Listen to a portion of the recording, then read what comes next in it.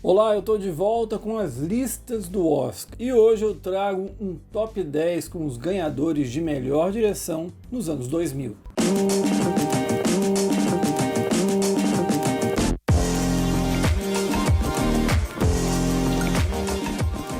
Antes de começar, dois recados. Primeiro é que essa lista inclui ganhadores de 2000 a 2009. Os ganhadores dos anos 2010 você pode conferir no link que está na descrição. E segundo, eu quero pedir desculpas por esse intervalo. A quarentena nesse início ainda é um processo de adaptação, dificuldade, a gente vê tanta coisa ruim. Então eu admito que nesses dias eu fiquei meio mal, pensando assim, meio lento, ainda estou na segunda marcha.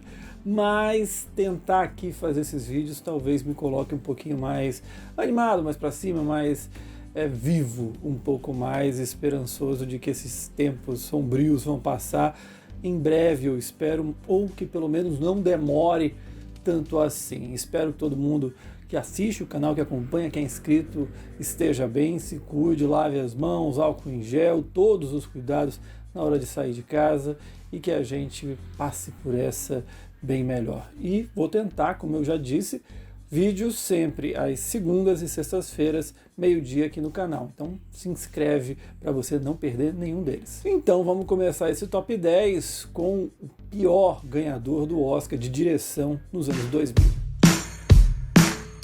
Em um daqueles prêmios absurdos da história do Oscar, o Ron Howard venceu em 2002 pelo trabalho dele em Uma Mente Brilhante. Diretor de bons filmes como Splash, Apollo 13 e O Preço de um Resgate, o Ron Howard faz aquilo que caracteriza a carreira dele: condução correta, sem tanta criatividade, pautada na grande atuação de suas estrelas. É tudo tão certinho que irrita. E pensar que Peter Jackson, de O Senhor dos Anéis, A Sociedade do Anel, David Lynch, de Cidade dos Sonhos, e o Robert Altman, de Gosford Park, estavam indicados. Para piorar, o Baz Luhrmann, que trouxe o musical para o século XXI com Moulin Rouge, nem sequer foi indicado. Aí, sinceramente, essa vitória do Ron Howard fica ainda mais intragável. Em 2000, o Sam Mendes se juntou a nomes como Kevin Costner e também o Robert Redford como um diretor a vencer o prêmio da categoria logo no filme de estreia. Foi com Beleza Americana. Para um filme de estreia, impressiona a segurança que o Sam Mendes imprime, soando como um veterano. Desde a ácida crítica ao modo de vida americano, até distribuir muito bem todos os ótimos personagens dentro da história, a habilidade do Sam Mendes já mostrava o grande cineasta que ele se tornou ao longo dos anos. E olha que a concorrência era pesada, ele estava disputando contra o Michael Mann, de O Informante, e o surpreendente M. Night Shyamalan, de O Sexto Sentido. Porém, o Oscar do Sam Mendes não é nem um pouco injusto. A Academia jamais teria coragem de premiar o Danny Boyle por um filme como Trainspotting. Logo, surgiu Quem Quer Ser um Milionário, produção pela qual ele ganhou o Oscar de direção em 2009. Em um trabalho mais convencional de uma linda história de amor, o Danny Boyle coloca toda a sua força na parte técnica, com a combinação de uma montagem ágil, planos criativos e uma energia que transborda da tela. É justamente isso que torna Quem Quer Ser um Milionário uma produção um pouco menos esquecível. E cá entre nós também o Danny Boyle contou com a sorte do ano não ser dos mais fortes. O concorrente mais próximo dele era o David Fincher por O Curioso Caso de Benjamin Button, que para mim é um dos filmes mais fracos da carreira dele.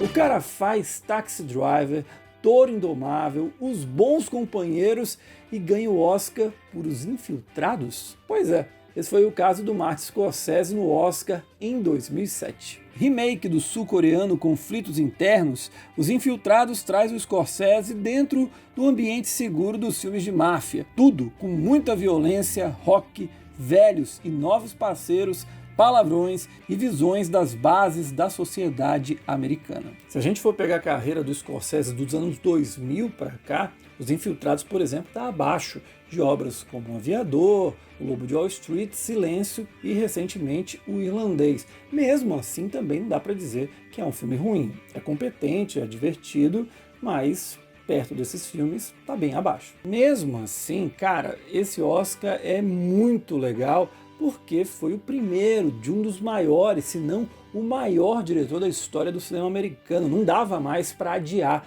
essa vitória.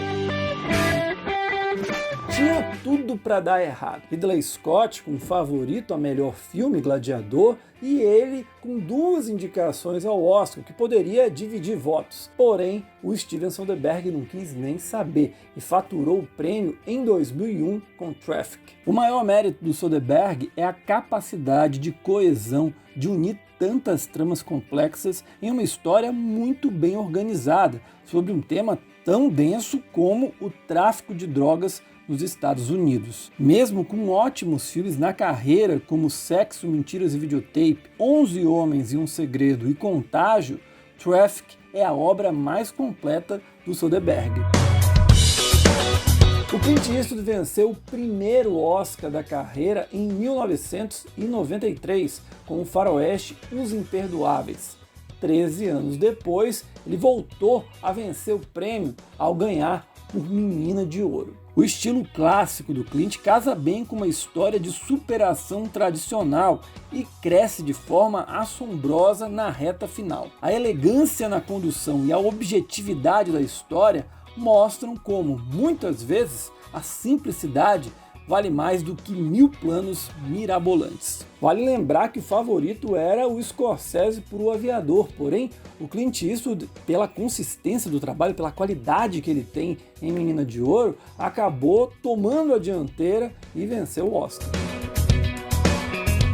Os geniais Joel e Ethan Coen venceram o primeiro e até agora único Oscar da carreira deles em 2008, com Onde os Fracos Não Têm Vez. Além da competência habitual no faroeste, os irmãos Coen fazem um verdadeiro estudo sobre a violência humana, muitas vezes sem a menor justificativa para acontecer. Trata-se de um filme denso, nervoso, trágico e ao mesmo tempo irônico, o melhor estilo da dupla. Valoriza ainda mais essa conquista eles terem vencido de gente como Paul Thomas Anderson pelo trabalho brilhante em Sangue Negro e o Julian Schnabel também sensacional em O Escafandro e A Borboleta. O primeiro dos 2 Oscars do Ang Lee veio em 2006 com O Segredo de Brokeback Mountain. A desconstrução da imagem de macho alfa do cowboy americano somente poderia vir sob o comando de um diretor capaz de quebrar barreiras com sensibilidade e inteligência. Ang Lee passa longe de discursos inflamados, tudo para focar nos personagens, com seus dramas e angústias, diante de um universo tóxico e perigoso. Esse é um trabalho tão excepcional que faz com que trabalhos também muito bons, indicados ao Oscar em 2006, como do Steven Spielberg, de Munique, e o George Clooney, de Boa Noite, Boa Sorte, fiquem no patamar bem abaixo. Igual eu falei do Kevin Spacey, o Roman Polanski é um cretino, babaca, merecia estar preso. Porém, como diretor de cinema, ele manda super bem. E o Oscar por O Pianista foi merecidíssimo. Em O Pianista, o Roman Polanski não chega a trazer nada de inédito do que a gente já viu em relação ao Holocausto nos cinemas. Porém, a forma como impregna uma triste naturalidade do horror cometido contra os judeus durante aquele período é assustadora. Para mim, O Pianista é o grande filme da carreira do Polanski, mais até do que filmaços como O Bebê de Rosemary e Chinatown. E olha que nesse Oscar ele venceu gigantes, como Martin Scorsese de Gangues de Nova York e o Pedro Almodóvar com a obra-prima dele, Fale com Ela. O primeiro primeiro lugar desse top 10 fica com o Peter Jackson, que comandou O Senhor dos Anéis, O Retorno do Rei. A vitória do Peter Jackson foi o reconhecimento da coragem e de um trabalho genial. Afinal de contas, ele colocou a carreira em risco ao adaptar um dos livros de fantasia mais amados e difíceis. Com muita segurança no que queria fazer, o Peter Jackson fez uma das trilogias mais admiradas da história do cinema, tanto pelo público quanto pela crítica. Eu sou um grande fã desse terceiro filme do Senhor dos Anéis, acho que o Peter Jackson conseguiu mesclar muito bem a fantasia de A Sociedade do Anel com uma pegada mais pé no chão, mais preocupada com os personagens que ele adotou em As Duas Torres. Só é uma pena que ele não replicou isso em O Hobbit, senão também a gente teria outra trilogia sensacional. É isso, senhoras e senhores, esse foi mais um videocast do Cine7. Eu espero estar tudo bem já, um pouquinho mais adaptado com essa quarentena, e segunda-feira, se tudo der certo, vai ter mais um vídeo aqui no canal com um top 10 dos ganhadores de coadjuvantes, ator e atriz coadjuvante, nos anos 2000. Beleza? A gente se encontra, se inscreve no canal e até a próxima. Tchau!